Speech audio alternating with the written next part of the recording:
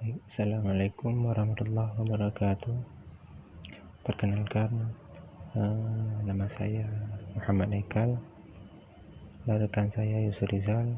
Di sini kami sedikit ingin menjelaskan tentang anggaran produksi dan kebijakan persediaan.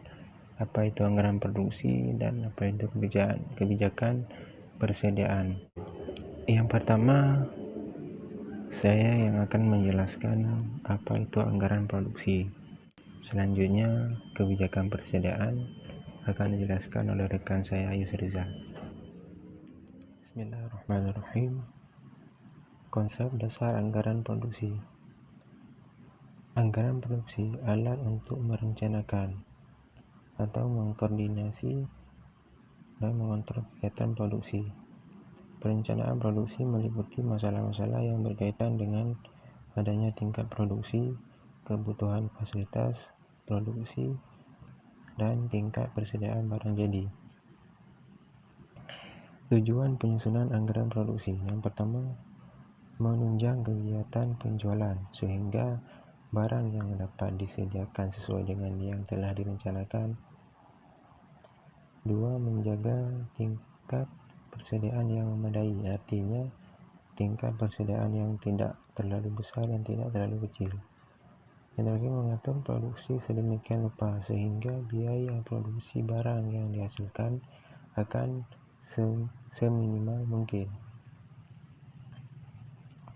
Selanjutnya, penyusunan anggaran produksi. Secara garis besar, anggaran produksi disusun dengan menggunakan rumus acuan. Anggaran produksi merupakan dasar untuk penyusunan anggaran-anggaran lain seperti anggaran bahan mentah, anggaran tenaga kerja langsung, dan anggaran biaya over pabrik. Hubungan tingkat penjualan, tingkat produksi, dan tingkat persediaan. Adanya rencana penjualan, tingkat persediaan, rencana produksi dibagi 3, anggaran bahan mentah, anggaran biaya tenaga kerja, dan anggaran biaya overhead. Selanjutnya ada langkah-langkah penyusunan anggaran produksi. Yang pertama, tahap perencanaan. Adanya menentukan periode waktu yang akan dipakai sebagai dasar dalam penyusunan sebagai bagian produksi. Yang kedua, menentukan jumlah satuan fisik dari barang yang harus dihasilkan. Selanjutnya tahap kedua, tahap pelaksanaan.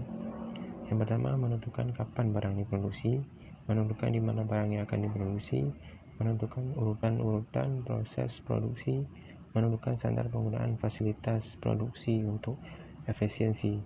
Yang kelima, menyusun program tentang penggunaan bahan mentah, buruh, servis, dan peralatan. Yang keenam, menyusun standar biaya produksi. Yang terakhir, membuat perbaikan jika diperlukan. Contohnya, pada umumnya rencana penjualan disajikan dalam unit fisik sehingga menghitung jumlah barang yang harus diproduksi dapat mudah.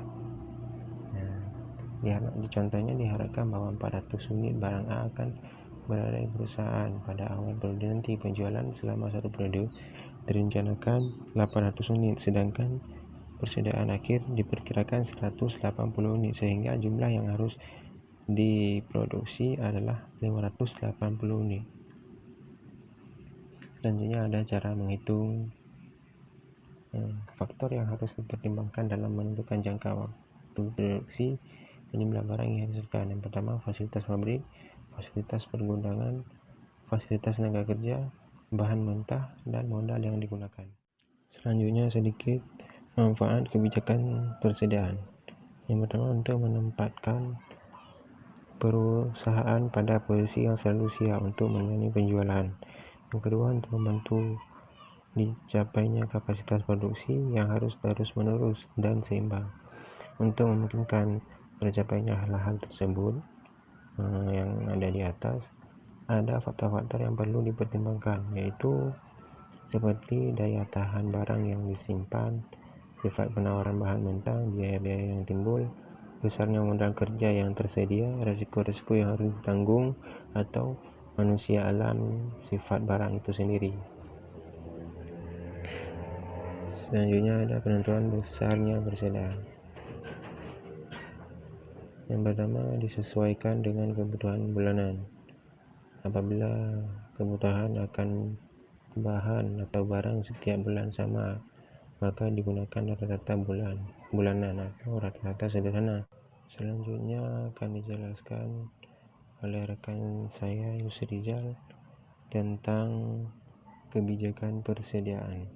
Assalamualaikum warahmatullahi wabarakatuh. Perkenalkan, nama saya Yusrizal. Saya dari kelompok 16 ingin mempresentasikan yaitu tentang anggaran produksi dan kebijakan persediaan. Baiklah, persediaan meliputi barang yang dibeli dan disimpan untuk dijual kembali, barang yang jadi telah produksi, barang dalam menyelesaikan yang sedang produksi, bahan serta kelengkapan proses produksi, bahan pembantu atau persediaan habis pakai. Dan juga ini di sini ada meliputi yaitu ada 5 poin, yang mana di pendahuluan yaitu barang yang dibeli dan disimpan untuk dijual kembali, yang mana kita harus membeli barang tersebut untuk diproduksi dan juga untuk bisa dijual kembali. Barang jadi yang telah diproduksi berarti barang yang telah kita produksi tersebut bisa kita jual kembali dan bisa kita ekspor untuk diproduksi lagi. Yang mana di sini yaitu biaya penyiapan, biaya yang timbul untuk menyiapkan mesin atau proses untuk produksi.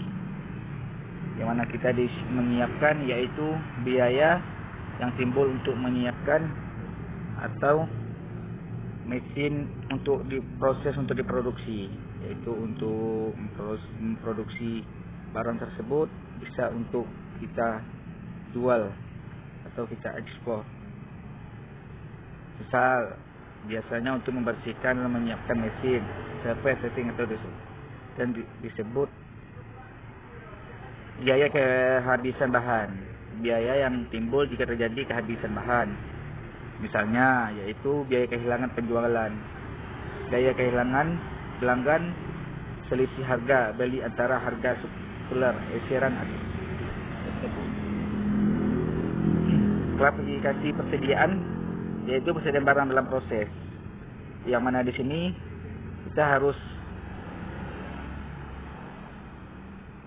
barang-barang yang membutuhkan pemrosesan lebih lanjut sebelum menyelesaikan penjualan, meliputi biaya bahan langsung, tenaga kerja langsung, dan alokasi biaya overhead pabrik yang terjadi sampai tanggal tersebut. Yang mana di sini tadi dikatakan klasifikasi persediaan, yang mana pendahuluannya yaitu persediaan merupakan salah satu aset paling mahal pada perusahaan, yang mana 25% dari total modal perusahaan presentasikan dalam bentuk persediaan. Manajemen persediaan yang baik mampu mengurangi biaya. Perencanaan dan pengelolaan persediaan. Klasifikasi persediaan, jenis-jenis persediaan menurut fungsinya yaitu both stock, lot, inventory. Persediaan yang diadakan karena kita membeli atau membuat barang-barang dalam jumlah yang lebih besar daripada jumlah yang dibutuhkan pada saat itu. Yang mana disebut di sini persediaan diadakan karena membeli atau membuat barang-barang dalam jumlah yang lebih besar, yaitu keuntungannya seperti potongan harga pada harga pembelian, efisiensi produksi, penghematan biaya angkutan. Model persediaannya adalah model kuantitas pesanan ekonomi dasar, yaitu merupakan salah satu teknik pengambilan yang paling tua dan paling dikenal secara luas, relatif mudah digunakan, namun didasarkan pada beberapa asumsi yang sudah ditetapkan. Ini model persediaan. Persediaan rupa, yang mana disebut di sini barang seperti perlengkapan kantor, kebersihan, dan pengiriman.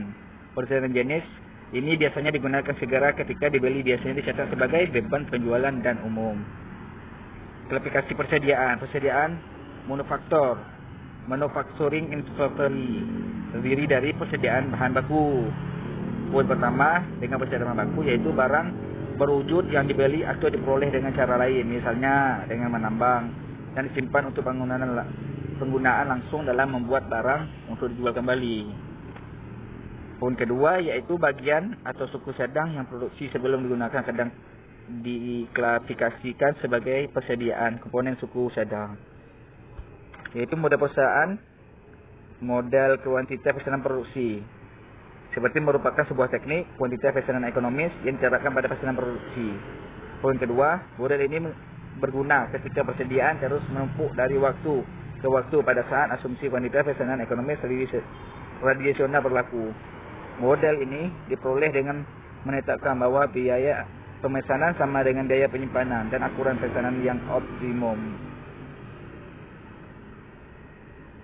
Klasifikasi persediaan yaitu diklasifikasikan sesuai jenis usaha. Secara umum perusahaan dapat dikelompokkan menjadi 3 jenis, yaitu perusahaan jasa, perusahaan dagang, perusahaan manufaktur. Oleh karena itu, jenis-jenis persediaan pada ketiga perusahaan tersebut berbeda. Klasifikasi persediaan yaitu persediaan barang dagangan, barang yang di gudang dibeli oleh pengecer atau perusahaan perdagangan seperti importir atau eksportir untuk dijual kembali. Biasanya secara fisik tidak diubah oleh perusahaan pembeli.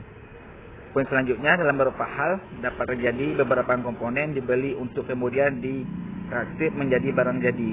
Misalnya yaitu pemilik toko sepeda membeli kerangka, roda, gear dan sebagainya, kemudian dirakit menjadi sepeda.